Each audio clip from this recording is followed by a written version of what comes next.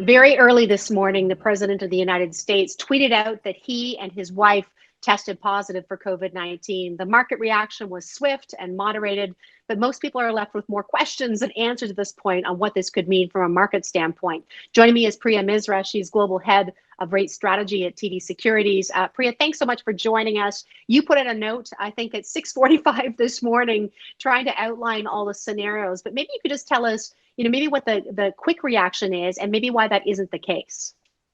Sure.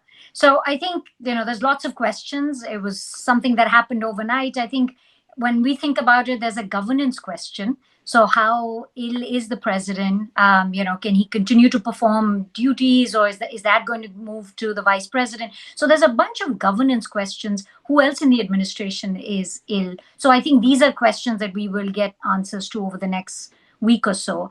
Then there's questions about the fiscal stimulus. I think that's what the market for the last couple of days has been really very sensitive to talk around this phase 4 deal. Again, all day today, there've been news around, is that going to move ahead? Did the diagnosis affect chances of getting a deal? In our view, no, because the two sides are still ideologically very far apart.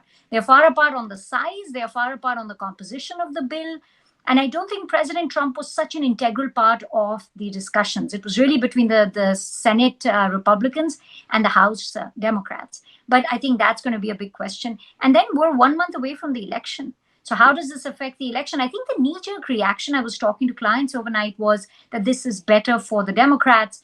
But I think this could be a game changer. We've certainly seen with Boris Johnson, we've seen with Brazil's Bolsonaro, where there has been an improvement in the approval rating when a leader has contracted COVID. Does that happen with President Trump? I think turnout is going to be a big question for this election. So I think we've got a lot of questions. We have to track polls. We did have a pretty interesting debate earlier this week. So again, we have to look at whether the polls are after the debate impact or is it more a COVID impact. So there's a lot for the market to digest, but I think near-term impact is much more on this fiscal stimulus, literally in the next couple of days. Okay, so we'll watch that specifically, and let me just run through some of the bigger questions because your report is excellent.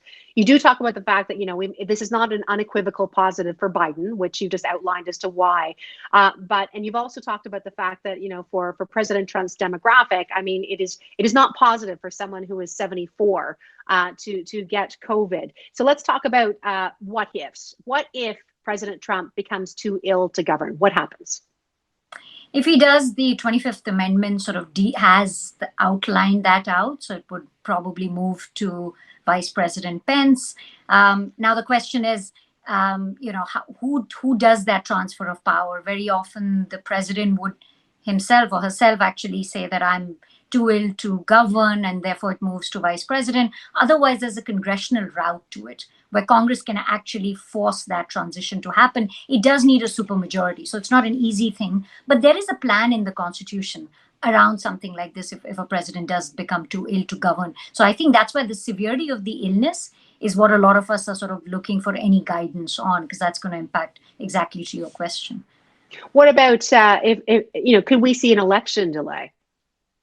I think that's a really high hurdle to get an election delay. I mean, it is possible. Congress is the only one that can actually pass through a supermajority. Congress can potentially delay the election. But I would argue the election's already started. There are people who are already voting by mail. So I think, delaying the election, and again, you can't delay it indefinitely. So yes, in case, a couple of weeks delay will make a difference. But I think here we're talking about months of a delay. We're looking for a vaccine, etc. So, I mean, it is possible for Congress to do it, but I think it's a pretty high bar to get that to happen. Okay. These are some of the extreme questions I'm asking. I'll ask about the kind of more, I say probable, we don't really know, but one option is that, you're taking 2 weeks away, in your words, you said, of heavy campaigning from the President Trump. What does that mean? I think that's why the market reacted, assuming that this is better for Biden's chances, because President Trump does do well in terms of energizing the crowds. He's often had a boost in his approval rating when he's been out there in these events. The fact that he's not able to do these events, you almost think that it strengthens Biden's lead. And Biden has been leading in a fairly stable 7-point or so lead over President Trump. So I think, and the fact that the election is a month away, you take at least 2 weeks and perhaps longer out of that process, you have less of that ability for Trump to actually turn around his chances. But I will state that there is an intensity differential between the two. Far more people who are pro-Trump feel very strongly pro-Trump. And if they show up to vote, it could be all about turnout. So I wouldn't say that the election's over, that we can assume that Biden's winning. And I think that's why the market's struggling so much to price anything, because these are binary outcomes, very different candidates, very different policy proposals. And it's sort of hard to price it in, because not only should you be looking at polls, you also have to have a sense of turnout. And this might energize the Trump base to show up and vote, and that can entirely change the outcome of the election. I've only got about a minute left, and I'm going to ask you a huge question, but it's, what are you watching right now as this develops? What are you going to be listening for, and what impacts do you expect to see in US dollar and markets overall? So near term, I'm concerned about this fiscal stimulus. I mean, I think the election matters for policy next year, going forward. There's lots of other factors driving the economy next year. Right now, we've had the fiscal stimulus, CARES Act, run out in July. They haven't been able to put together a package so far. If we don't get a package over the next week, I don't think we get one until the election. Then the election itself might be quite contentious. So I think just in the very near term, it's the outlook for the fiscal package.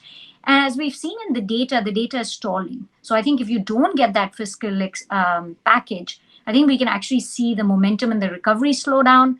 I'm also watching COVID trends. I mean, it's the fall, it's flu season. Is that going to start to pick up? And then you get a renewed risk off. And then again, it's going to be about polls, turnout. And I'll be watching this intensity differential between the two candidates to see if the announcement overnight around Trump's diagnosis, is that affecting polls? Because then the market starts pricing that in. So it's a lot to digest. You're going to be busy. Priya, always a pleasure. Thanks so much. Thank you. All right, Priya Misra, Head of Global Rate Strategy at TD Securities.